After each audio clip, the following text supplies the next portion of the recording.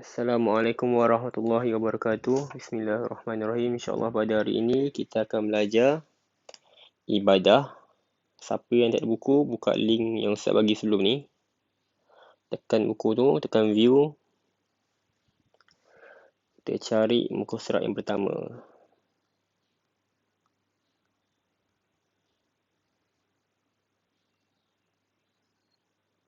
Okey, muka surat pertama. InsyaAllah hari ini kita akan belajar tentang pelajaran 1, solat jamak dan kasar. Solat jamak dan kasar. Okey, ada lakonkan. Ustaz baca seorang lah. Mula-mula anak yang tanya dulu. Yang ni. Ayah, sekarang sudah masuk waktu solat. Di mana kita hendak menunaikan solat? Anak yang tanya. Dah masuk waktu solat, kat mana nak tunaikan solat? Ayah dia jawab, kita akan berhenti di kawasan rehat yang ada surau. Oleh kerana kita dalam musafir, kita boleh jamak dan kasarkan solat kita.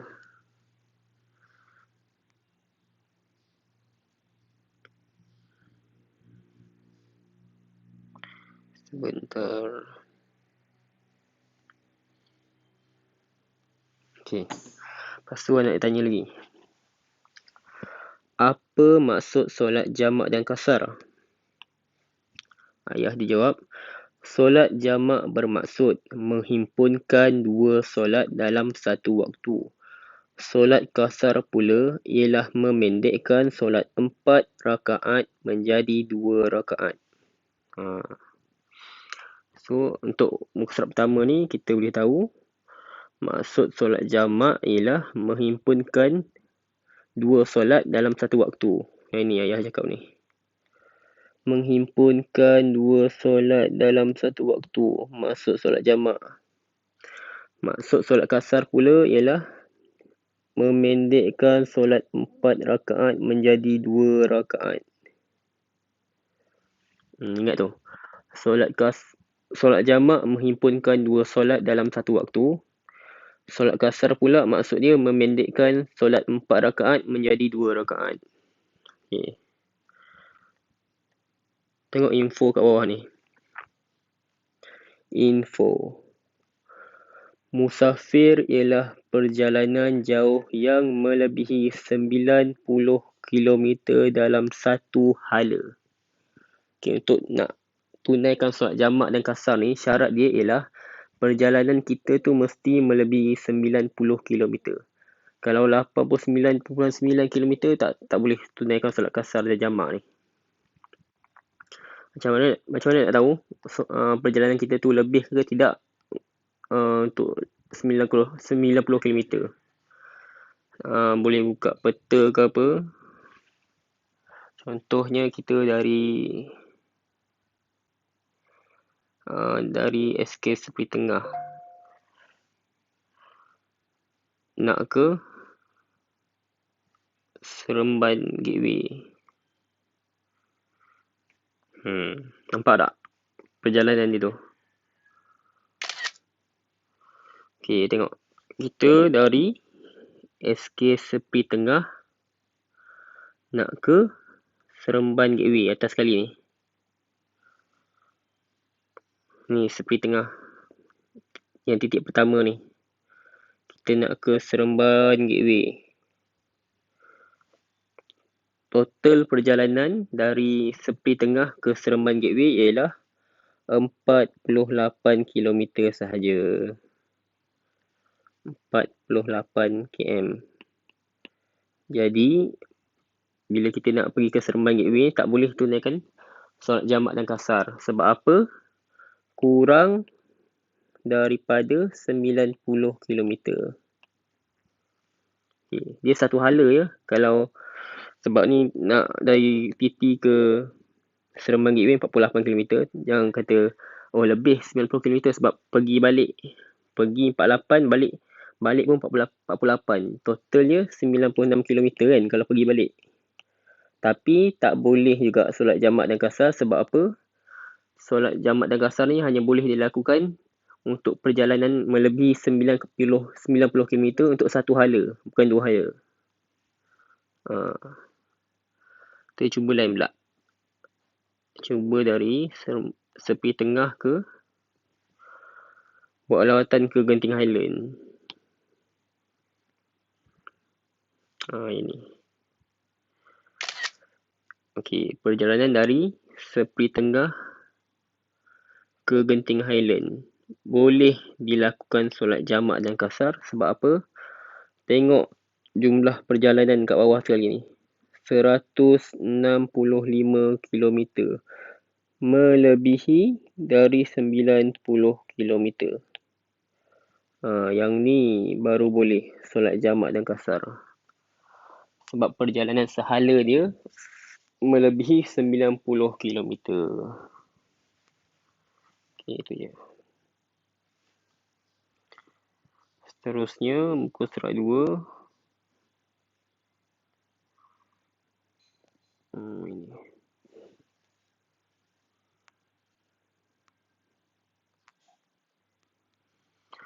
Muka surat 2 pula.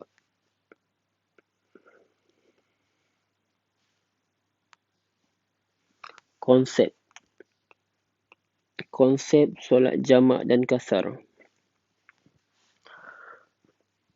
Allah menyuruh hamba-Nya melakukan ibadah kepada-Nya, bukan untuk menyusahkan dan merumitkan. Bahkan Allah memudahkan perintah agama-Nya supaya dapat dilaksanakan dengan sempurna. Justeru, Allah memberikan kemudahan dan kelonggaran kepada orang yang bermusafir menunaikan solat fardu kerana di dalam perjalanan biasanya mereka menghadapi pelbagai kesukaran, kerumitan dan kepenatan. Jadi, hikmah solat jamak dan qasar ni ialah Allah nak bagi kemudahan kepada umat Islam supaya tak ada alasan penat ke, perjalanan jauh ke, ngantuk, sebab dah boleh gabungkan dua solat dalam satu waktu dan dipendekkan lagi rakaat tu. Dalil solat jamak. Sabda Rasulullah, An Mu'adzin kharajna ma'a Rasulillah sallallahu alaihi wasallam fi ghazwati Tabuka fakana yusalli zuhra wal asra jami'a wal maghriba wal isya'a jami'a. Maksudnya, daripada Mu'adz berkata, kami telah keluar bersama Rasulullah sallallahu alaihi wasallam ketika perang Tabuk. Maka baginda menunaikan solat zuhur dan asar secara jamak dan menunaikan solat maghrib dan isyak secara jamak. Nabi pun melaksanakan solat jamak dan qasar ni. Tapi boleh ke kita kalau perjalanan tu, kalau macam tadi dari Sepi Tengah ke Genting Highland melebihi 90 km, tapi kita nak juga buat solat biasa, nak buat solat penuh, zuhur 4, asar 4 dalam dua waktu yang berlainan. Boleh juga, tapi sebab dah ada kemudahan tu, kita laksanakanlah solat jamak dan qasar tu, pendekkan jumlah rakaat tu dan solat pada satu waktu je.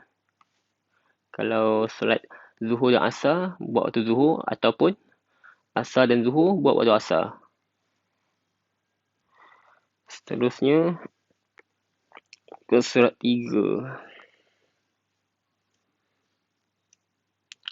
Lagi sekali, pengertian solat jamak.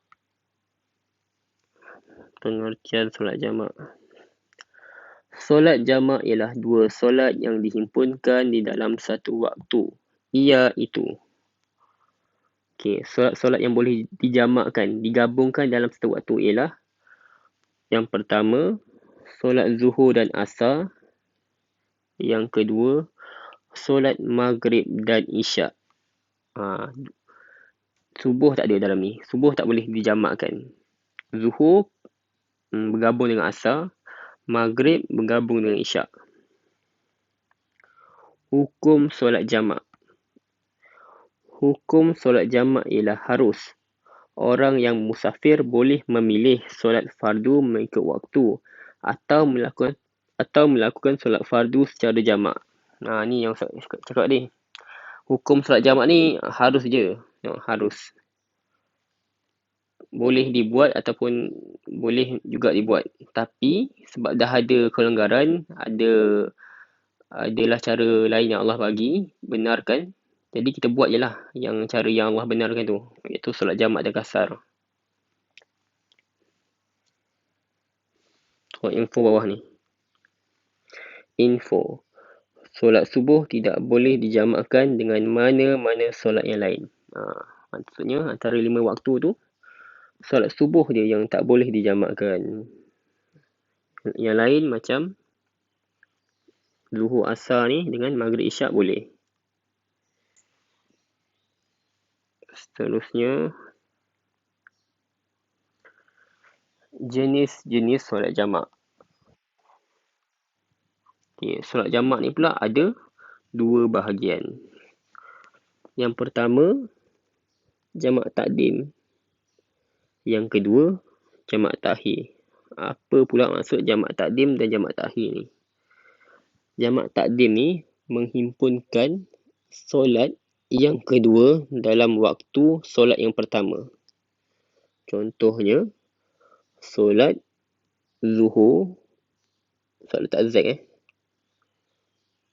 dijamakkan dengan Asar, tapi kita lakukan solat ni dalam waktu Zuhur. Jamak takhir pula menghimpunkan solat yang pertama dan dalam waktu yang kedua. Maksudnya, kita solat Asar campur Zuhur pada waktu Asar. Jamak takhir ingat takhir akhir. Solat yang kedua akhir tu. Asar. Lepas tu kalau jamak takhir untuk Maghrib dengan Isyak pula, Isyak tu. Isyak, kita sembahyang Isyak dengan Maghrib dalam waktu Isyak. Itu jamak takhir. Jamak takdim pula untuk Maghrib dengan Isyak, kita sembahyang Maghrib dan Isyak tu dalam waktu Maghrib. Ada contoh bawah ni. Contoh, solat Zuhur dan Asar dilakukan dalam waktu Zuhur. Solat Maghrib dan Isyak dilakukan dalam waktu Maghrib. Jamak takhir pula, contoh dia, solat Zuhur dan Asar dilakukan dalam waktu Asar. Solat Maghrib dan Isyak dilakukan dalam waktu Isyak. Seterusnya,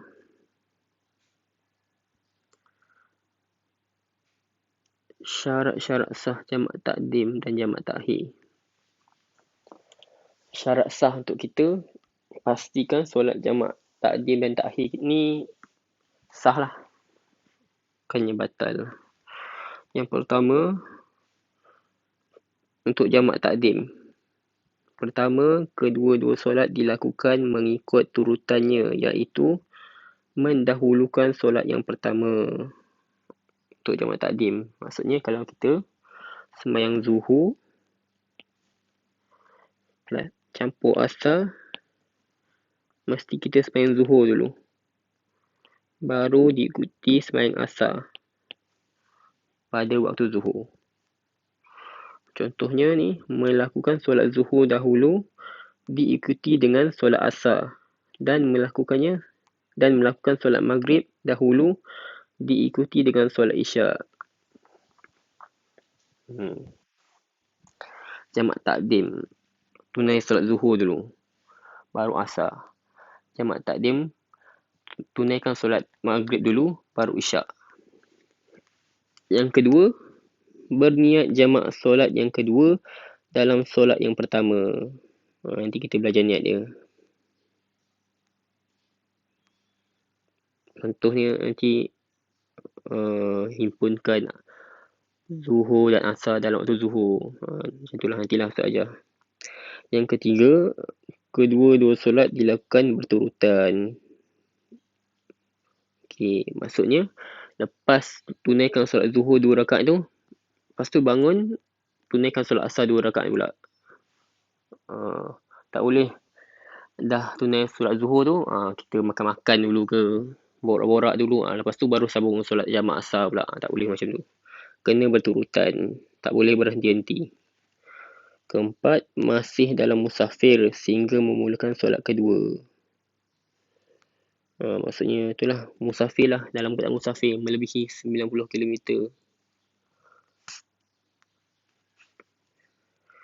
Seterusnya, syarat-syarat jamak takhir pula.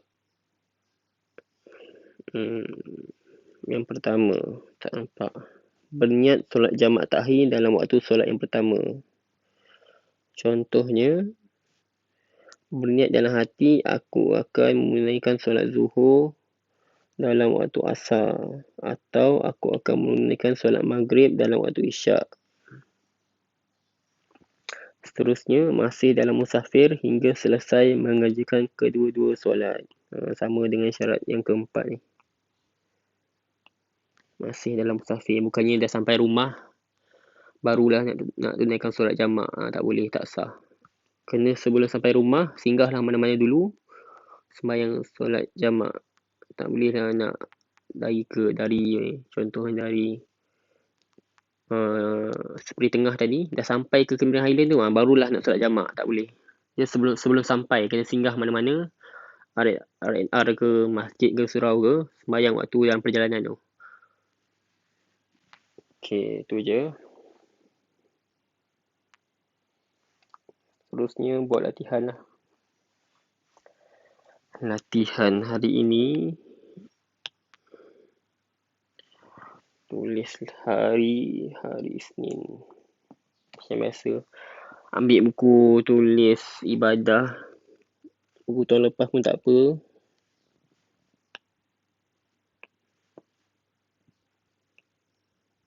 Tulis tarikh, hari,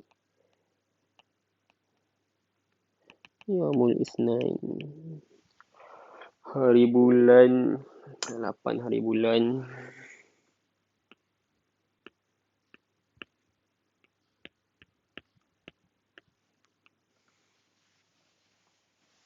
Tajuk dia apa tadi?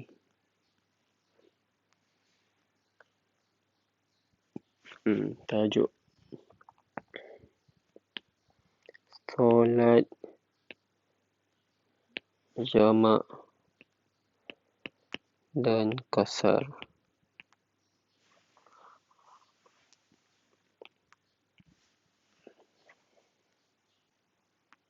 Buat latihan ya. Yang pertama, tanya pasal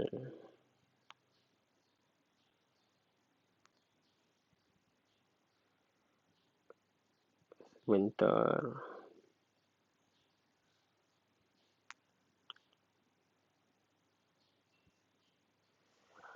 Soalan yang pertama,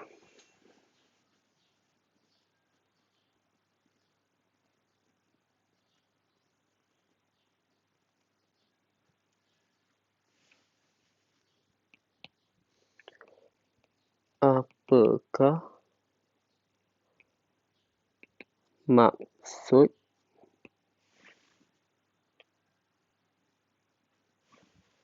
solat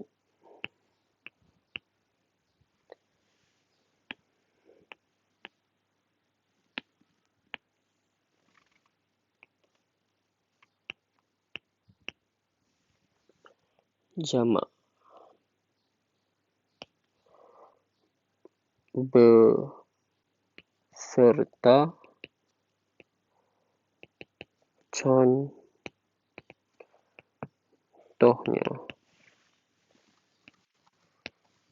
Bagi maksud solat jamak.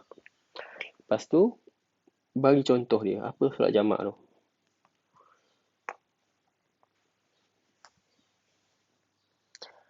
Yang kedua,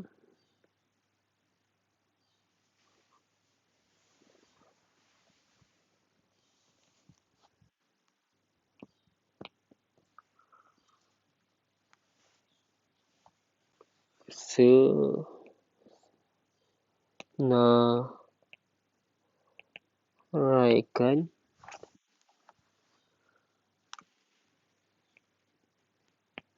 solat yang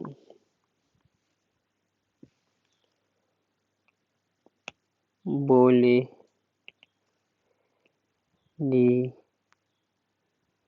dijamakkan. Ada 4.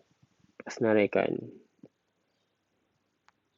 Alif, ba, ta, sa. Dah beritahu siap-siap lah. Ada 4 jawapannya. Senaraikan solat-solat yang boleh dijamakkan. Seterusnya, yang ketiga.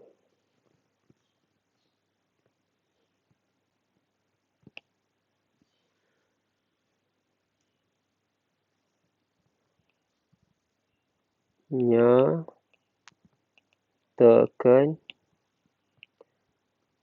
hukum bagi situasi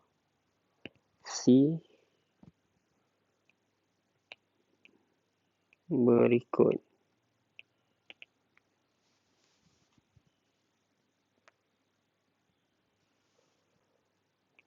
Dan nyatakan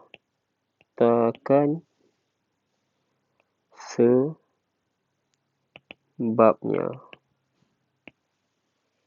Okey, Ustaz bagi situasi. Kena bagi jawapan sama ada sah atau batal solat jamak tu. Kalau sah, apa sebab dia? Kalau batal, apa sebab dia? Situasi yang pertama, Alif.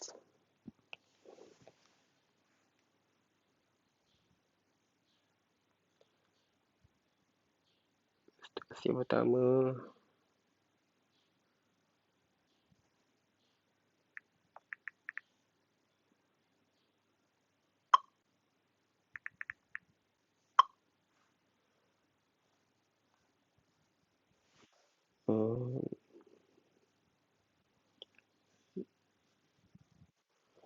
Amin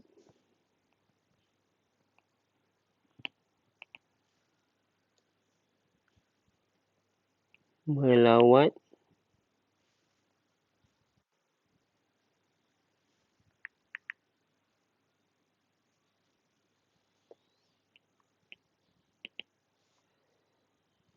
neneknya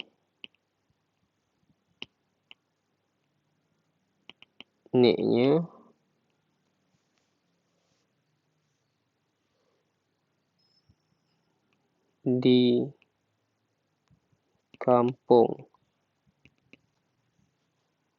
titik perjalanan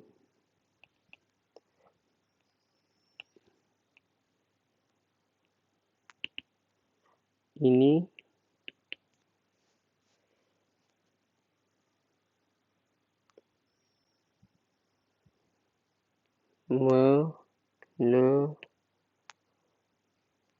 melebihi 100 kilometer.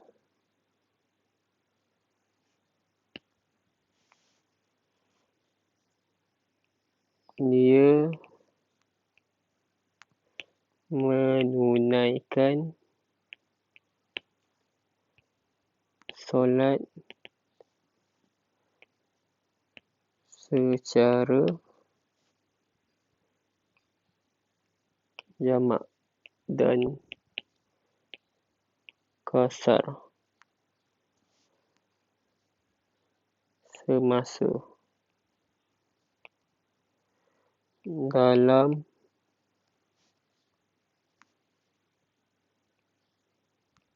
perjalanan. Nyatakan hukum solat jamak dia. Sah ke batal? Kalau sah sebab apa? Kalau batal sebab apa? Situasi yang kedua, ba.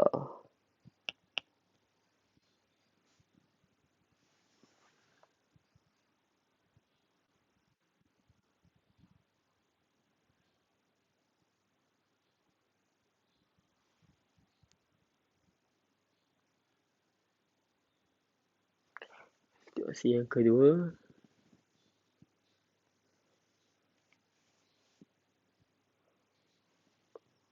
tuah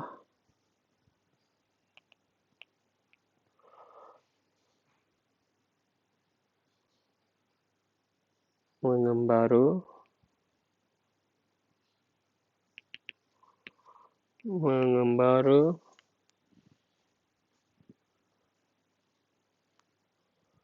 ke mana? Tuah mengembara ke Perlis.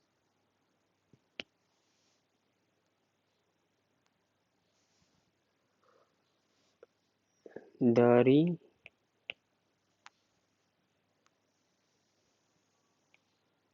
rumahnya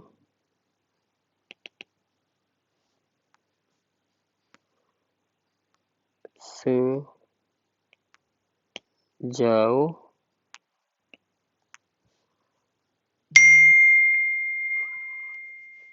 89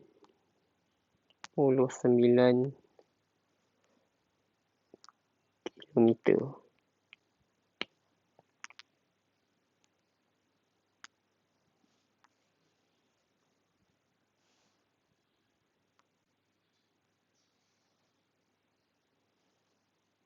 Okey.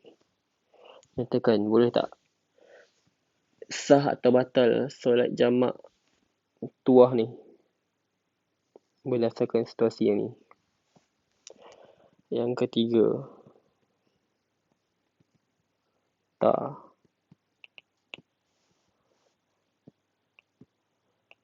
Perjalanan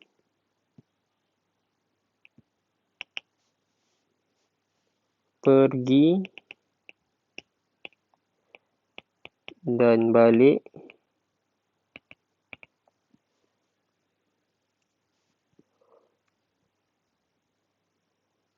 rombongan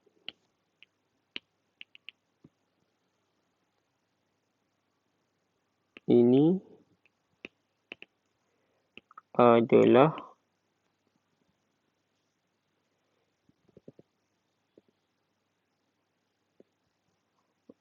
...130 kilometer. Nyatakan hukum sah atau batal perjalanan pergi dan balik sejauh 130 kilometer. Sah ke batal solat jamak dan kasar tu?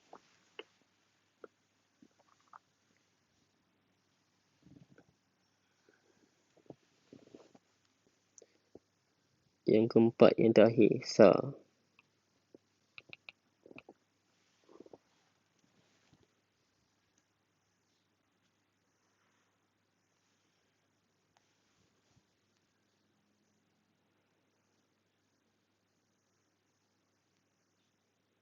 Muhammad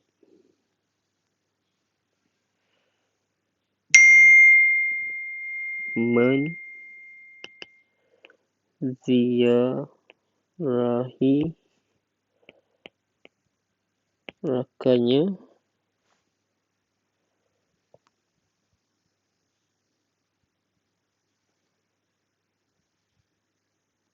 titik perjalanannya melebihi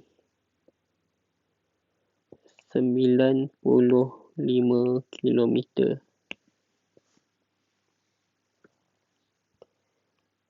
Dia menunaikan solat jamak dan kasar sebelum memulakan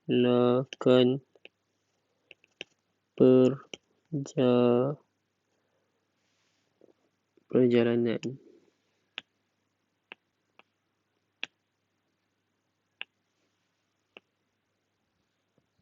Sekali.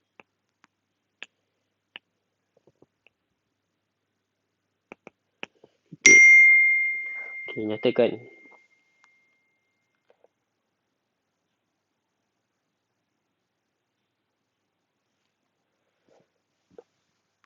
Hukum solat jamak Muhammad ni.